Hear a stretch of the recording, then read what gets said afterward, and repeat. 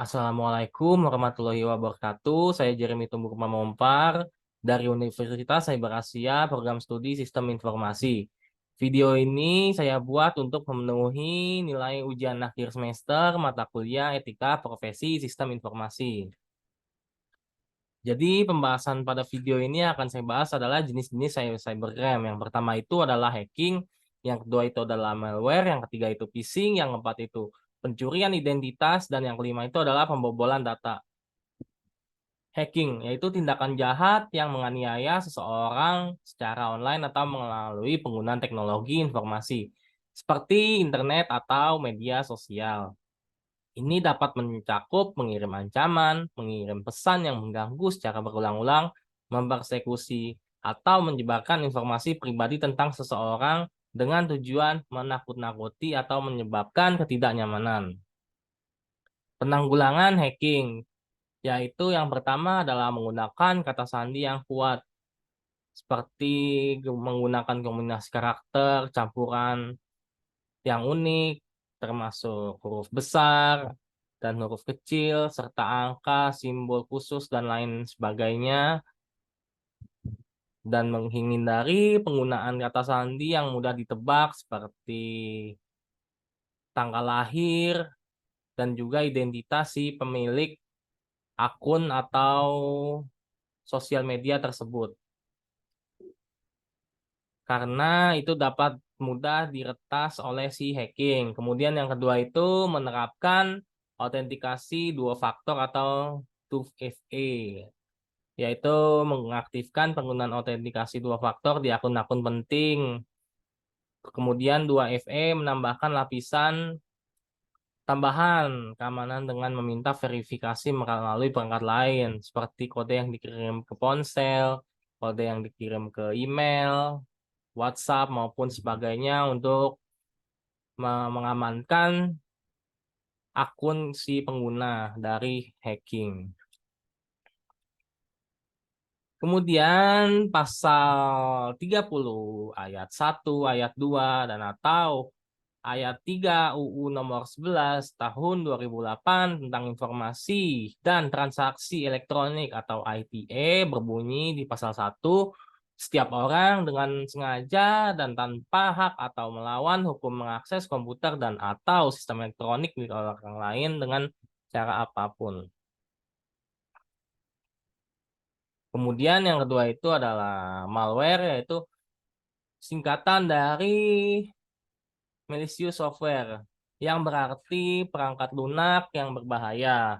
Ini adalah jenis perangkat lunak yang dirancang untuk merusak, mengganggu, atau mencuri data dari sistem komputer secara ilegal tanpa persetujuan dengan miliknya. Malware sendiri dapat berupa virus, worm, trojan, adware, ransom, dan lain sebagainya. Kemudian tujuan dari malware sendiri ini adalah mencuri informasi sensitif, merusak atau mengendalikan sistem atau menyebarkan diri ke komputer lain tanpa sepengetahuan pengguna. Penting untuk menjaga sistem operasi dan perangkat lunak antivirus yang terbaru dan waspada terhadap tautan, link, atau lampiran yang mencurigakan guna mencegah infeksi dari malware sendiri. Kemudian penanggulangan dari malware ini adalah melakukan sistem keamanan yang kuat, yaitu memperbaharui dan memasang perangkat lunak keamanan yang terkini, termasuk antivirus, anti-spyware, dan patch sistem terbaru untuk melindungi dari serangan malware dan kelemahan yang diketahui. Kemudian penanggulangan pencegahan menggunakan perangkat lunak antivirus yang terakhir menghindari mengunduh, mendownload, atau membuka lampiran email yang mencurigakan, dan mengupdate sistem operasi dan aplikasi secara rutin. Pada UU ITE pasal 30 dan 46 dapat digunakan untuk menindak serangan dari malware tersebut. Phishing. Yang ketiga adalah phishing. Phishing ini adalah sebuah teknik penipuan online yang dilakukan dengan cara mengetahui seseorang agar memberikan informasi pribadi seperti kata sandi, nomor rekening, atau informasi keuangan lainnya.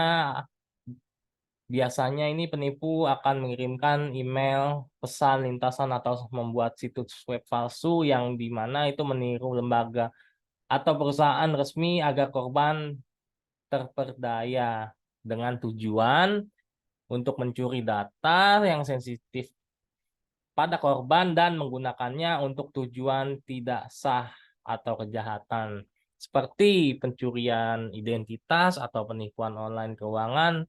Dan oleh karena itu penting untuk waspada terhadap tautan atau permintaan informasi pribadi yang mencurigakan dan selalu memverifikasi keaslian situs atau pengirim sebelum memberikan informasi yang sensitif. Penanggulangan phishing, yaitu penegak hukum di Indonesia, informasi dan transaksi UU ITE dapat digunakan sebagai dasar hukum untuk menuntut melakukan phishing. Kemudian teknologi keamanan. Ini di Indonesia juga ada dengan menggunakan undang-undang tadi dapat digunakan sebagai dasar hukum juga. Sama halnya dengan penegak hukum. Kemudian pengguna perlu waspada terhadap email atau pesan yang mencurigakan dan tidak asal mengklik tautan link atau apapun itu yang mencurigakan, yang tidak sah, dan selalu memverifikasi situs penerima sebelum memberikan informasi sensitif. Dan UU ITE pasal 30 dan 32 dapat digunakan untuk menindak penjahatan cyber terkait tentang penipuan phishing. Selanjutnya adalah pencurian identitas. Di sini adalah tindakan yang dilakukan seorang untuk mengambil dan menggunakan informasi pribadi orang lain dengan maksud dan tujuannya itu untuk melakukan penipuan ataupun kegiatan ilegal.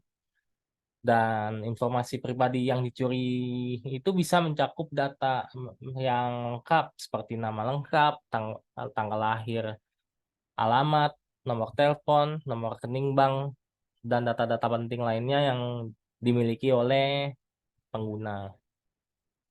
Kemudian pencurian identitas dapat digunakan untuk melakukan tindakan kriminal seperti penipuan keuangan, pembobolan akun online, atau pembelian atas nama korban. Penanggulangan. Melakukan praktik keamanan yang kuat seperti menggunakan password kompleks, menghindari penggunaan informasi pribadi dalam username atau password, dan mengamankan informasi pribadi dengan enkripsi. Ini juga perlu dilakukan pemantauan kredit dan laporan kehilangan identitas jika terjadi pencurian identitas. Dan mengenai Undang-Undang ITE sendiri, pasal 29 dan 32 dapat berlaku dalam kasus pencurian identitas tersebut. Kemudian yang terakhir ini adalah pembobolan data. Pembobolan data ini merujuk pada aksi yang tidak sah atau dilakukan oleh individu atau kelompok yang berhasil mengakses atau mencuri atau mengungkapkan informasi pribadi atau sensitif secara tidak sah. Tindakan ini dapat mengakibatkan kebocoran data yang dapat digunakan untuk tujuan penipuan, pencurian identitas, dan kerugian lainnya. Penting untuk menjaga keamanan data pribadi dan mengambil langkah-langkah yang tepat untuk melindungi diri dari risiko pembobolan data.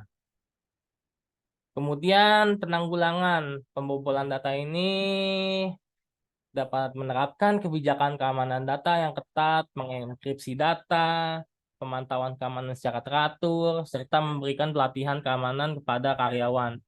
Kemudian pada Undang-Undang ITE pasal 30 dapat digunakan untuk menindak pelaku pembobolan data.